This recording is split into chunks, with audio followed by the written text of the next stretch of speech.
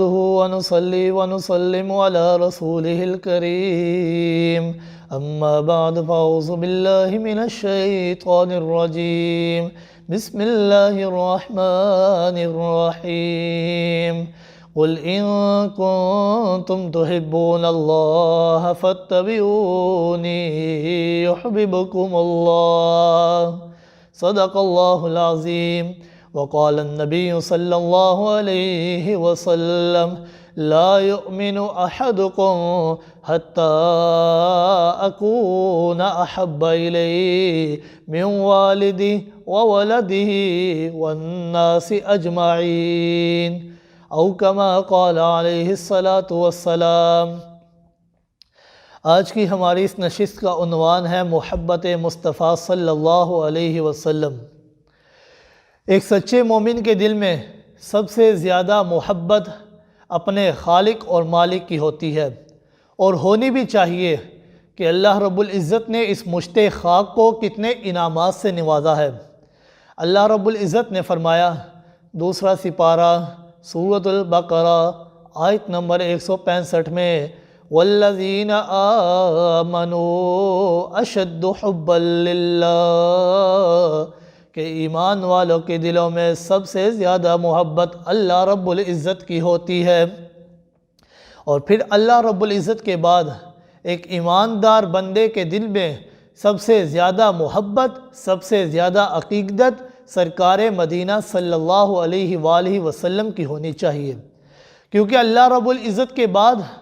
سرکار مدینہ صلی اللہ علیہ وآلہ وسلم کا ہم پر سب سے زیادہ حق ہے۔ اور یہ بات آپ سب لوگ جانتے ہیں کہ تمام اعمال صالحہ کا دار و مدار ایمان پر ہے۔ اگر ایمان نہ ہو تو اعمال صالحہ کی کوئی قدر و قیمت نہیں ہے۔ اللہ رب العزت نے قرآن مجید میں جہاں جہاں ایمان اور اعمال صالحہ کا اکٹھا تذکرہ فرمایا، اللہ رب العزت نے ایمان کے ذکر کو مقدم کر کے یہ حقیقت واضح فرما دی ہے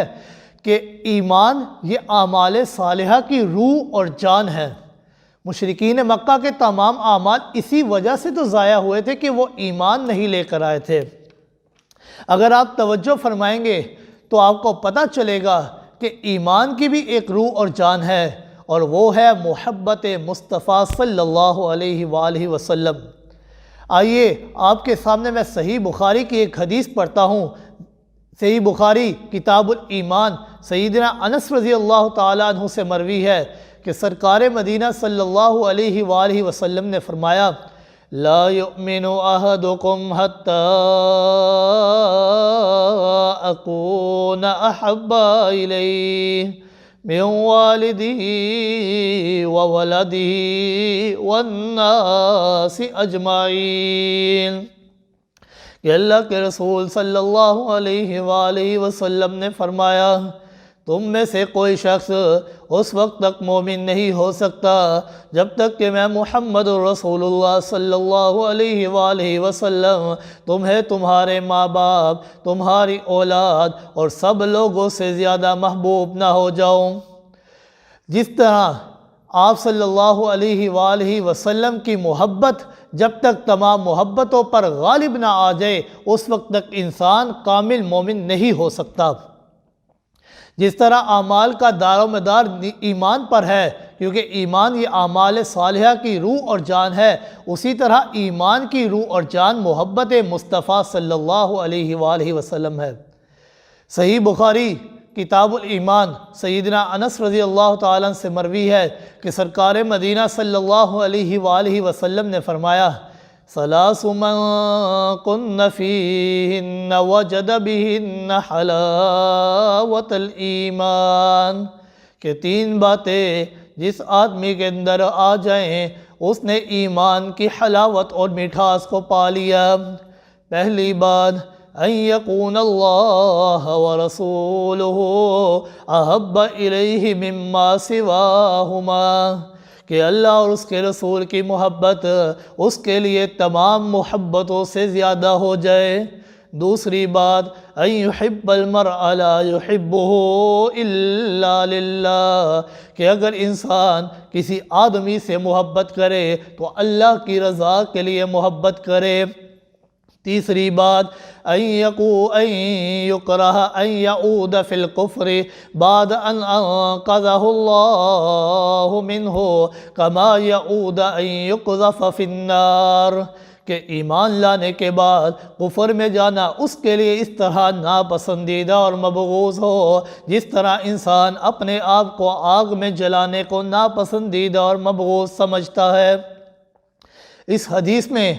آپ صلی اللہ علیہ وآلہ وسلم نے ثابت کر دیا کہ جب تک انسان اللہ اور اس کے رسول سے محبت نہیں کرے گا اس وقت تک اس کا ایمان کامل نہیں ہوگا۔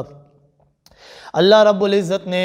قرآن مجید میں بڑے واشگاف انداز میں اعلان فرما دیا کہ اے میرے محبوب پاک پیغمبر صلی اللہ علیہ وآلہ وسلم، آپ اپنی زبان مبارک سے اعلان کر دیجئے۔ 10واں سپارہ سورۃ التوبہ آیت نمبر 24، اللہ رب العزت نے فرمایا قُلْ إِن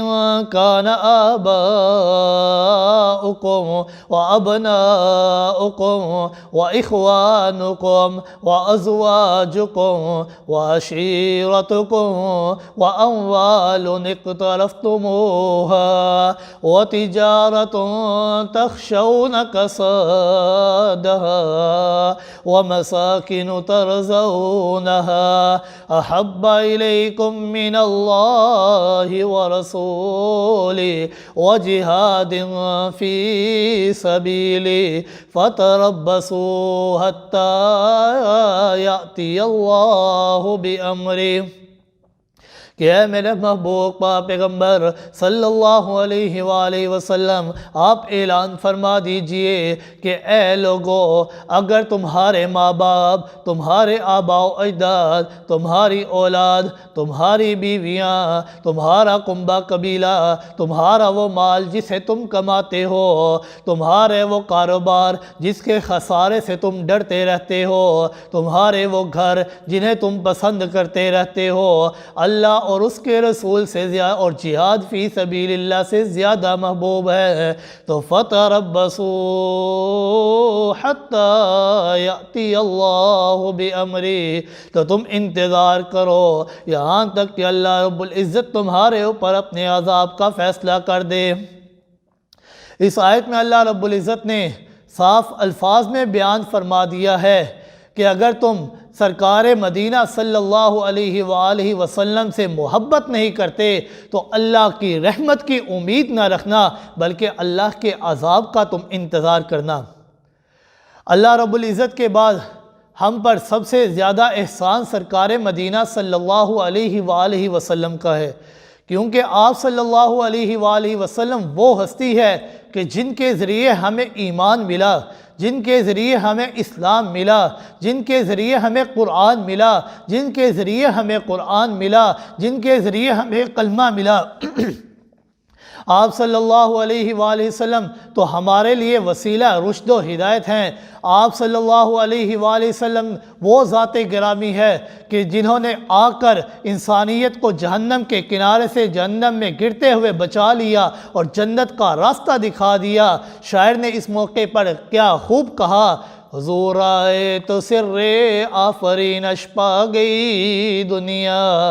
حضور آئے تو سر آفرین اشپا گئی دنیا، اندھیروں سے نکل کر اجالوں میں آ گئی دنیا۔ اس کائنات میں جتنے بھی لوگ ہیں، جتنی بھی انسانیت ہے،